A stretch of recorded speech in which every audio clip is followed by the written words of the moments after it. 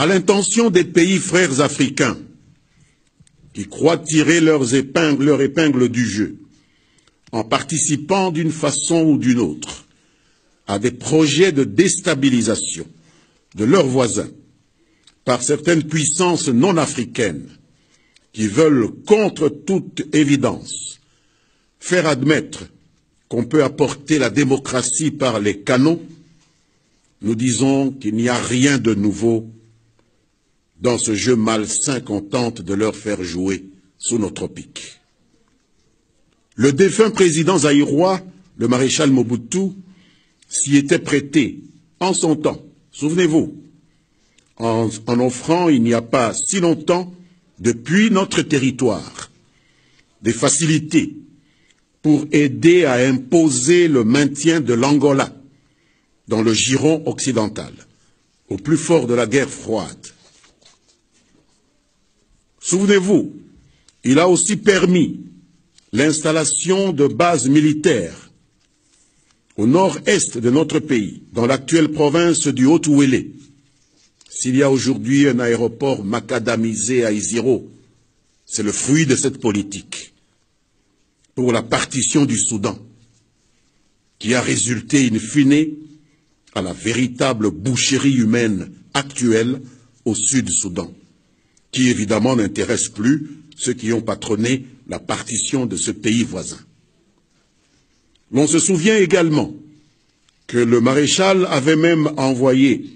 la fine fleur des forces armées zaïroises de l'époque intervenir aux côtés d'un des belligérants dans le conflit rwandais au début des années 90, qui a dégénéré avec le génocide de 1994, de triste mémoire. Tout cela dans l'espoir naïf de tirer une quelconque rétribution substantielle pour lui-même et pour son régime. On sait de quelle manière il a été jeté, tel un Kleenex, dans les poubelles de l'histoire, après avoir été usé, utilisé par ceux-là même qui lui faisaient croire qu'il était leur partenaire de prédilection. Mesdames, Messieurs, ces expériences malheureuses, très récentes, devraient inspirer la génération actuelle des dirigeants africains à comprendre ce qui suit. Premièrement, les États n'ont que des intérêts, ils n'ont pas d'amis. Deuxièmement, la République démocratique du Congo, tout comme certains autres pays africains ici et là, connaissent certes des problèmes, mais aucune solution importée du dehors de leurs frontières ne pourra y apporter des réponses durablement favorables à leur peuple. C'est ce que Patrice Emery Lumumba, d'heureuse mémoire, nous a inculqué en insistant pour que l'histoire de l'Afrique soit écrite en Afrique, que l'histoire du Congo soit écrite au Congo, par les Africains, par les Congolais, et non à Bruxelles, à Paris, à Londres ou à Washington. Troisièmement, les pays africains qui se hasarderont à servir de tête de pont ou de sous-traitants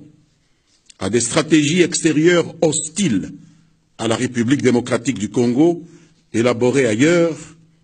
seront toujours payés en monnaie de singe, en plus de la résistance farouche du peuple congolais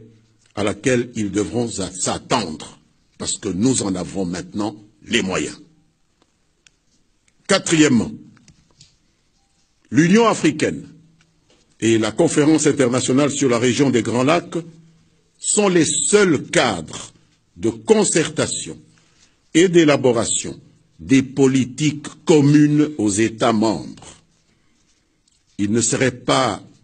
de bonne politique de s'en servir comme instrument à la disposition des intérêts particuliers de ceux que nous, États membres de ces organisations, régionales et sous-régionales désignons pour coordonner le temps d'un mandat nos actions au nom et pour le compte de tous les 10 États membres et pas au nom et pour le compte de leur propre régime. Plaise au ciel que la position sur la situation en République démocratique du Congo dont a parlé le président français soit celle définie par ces organisations régionales et sous-régionales en plein accord avec la République démocratique du Congo elle-même, qui de ce fait ne pourra que la soutenir, et non pas celle particulière aux 2 États membres cités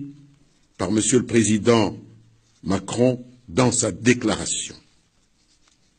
Si tel n'est pas le cas, le peuple congolais s'assumera, comme par le passé, car la sagesse africaine nous apprend, je vous le répète, je vous l'avais dit ici une fois, que si l'on voit un lion débordé de gentillesse à l'approche d'un troupeau de brebis, il faut s'en méfier, car cela n'est pas l'expression de l'amour qu'il éprouverait envers le troupeau, mais plutôt celle d'un appétit vorace, dissimulé derrière un simulacre de compassion qui cache mal sa réputation de prédateur. Et lorsqu'un prédateur se met à jouer au vigile ou au protecteur dans la proximité de la bergerie, il revient au berger de redoubler de vigilance. Les Congolais ont donc tout intérêt d'aiguiser davantage le sens de leur patriotisme pour ne pas retomber dans ce piège de l'allégorie du lion. Ici, le piège de ceux qui, depuis certaines capitales occidentales, font semblant de jouer au médecin perpétuel au chevet de leur patient éternel, la République démocratique du Congo. Bonjour, je suis Raphaël Walukonga. Je suis ravi de m'associer à SendWave, une application de transfert d'argent qui vous permet de transférer de l'argent en République démocratique du Congo sans frais. Vos proches pourront récupérer de l'argent en République démocratique du Congo via M-Pesa,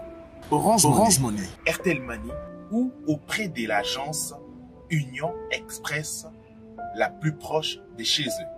En collaboration avec SendWave, je vous offre un crédit gratuit de 10 $ à utiliser lors de votre premier transfert. Téléchargez l'application SendWave et utilisez mon code promo Info243 pour obtenir vos 10 $ offerts.